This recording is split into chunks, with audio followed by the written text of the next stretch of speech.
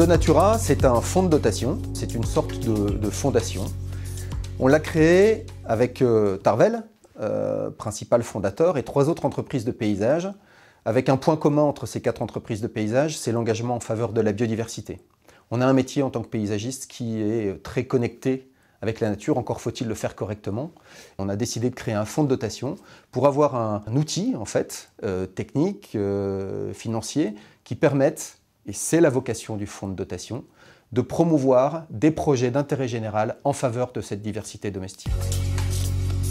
Vavilov, c'est Nikolai Vavilov, agronome, biologiste russe du début du siècle dernier, qui a parcouru le monde afin de récolter le matériel génétique, c'est-à-dire toutes les variétés végétales réparties dans les différents pays. Ces variétés végétales sont conservées depuis 125 ans cette année à l'Institut Vavilov, qui est la plus ancienne banque de semences du monde et une des plus grandes.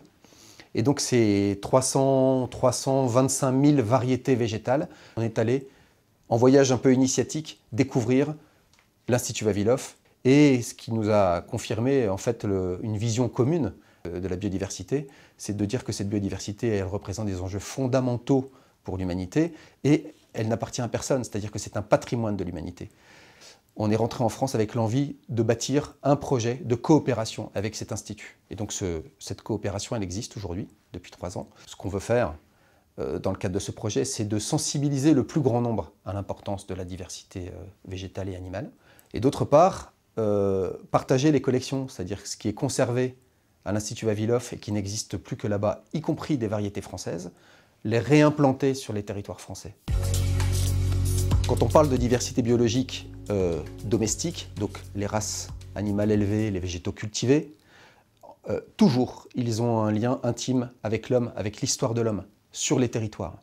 Si on continue de concentrer sur quelques variétés l'ensemble de l'alimentation de la planète est en grand risque. Le premier enjeu fondamental, c'est la capacité de continuer à produire, à cultiver, malgré les changements climatiques. Le deuxième enjeu majeur, il s'agit de la capacité à produire sans pesticides. Et le troisième sujet, et c'est en lien avec le précédent, c'est le sujet de la santé.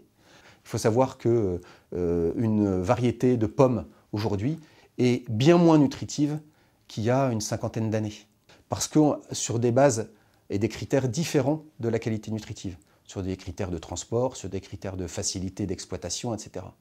Revenir à des choix de variétés qui permettent de nourrir correctement l'humanité, ça me semble être un enjeu majeur.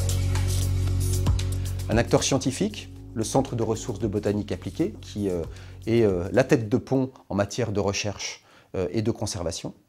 Tarvel, qui est l'acteur technique, entre guillemets, du collectif.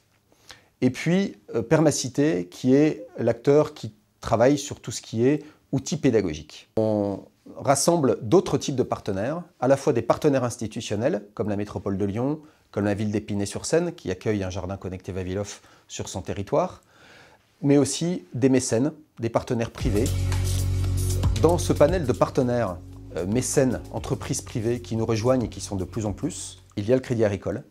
Le Crédit Agricole qui a mobilisé 4 de ses fondations, 2 fondations nationales, la fondation régionale de la Caisse Centre-Est et la fondation régionale des Hauts-de-France, en versant des fonds sur 3 ans.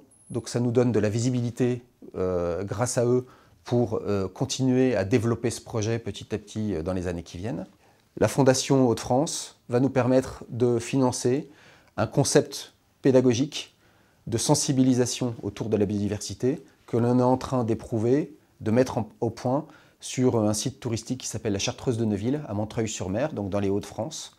Et le Crédit Agricole a décidé d'accueillir un jardin connecté Vavilov à Champagne-au-Mont-d'Or, au siège de la Caisse Centre-Est, où justement, pour les salariés du Crédit Agricole, mais aussi pour ses clients et ses partenaires, les gens pourront découvrir ce jardin et prendre un petit peu de pédagogie autour de cette biodiversité.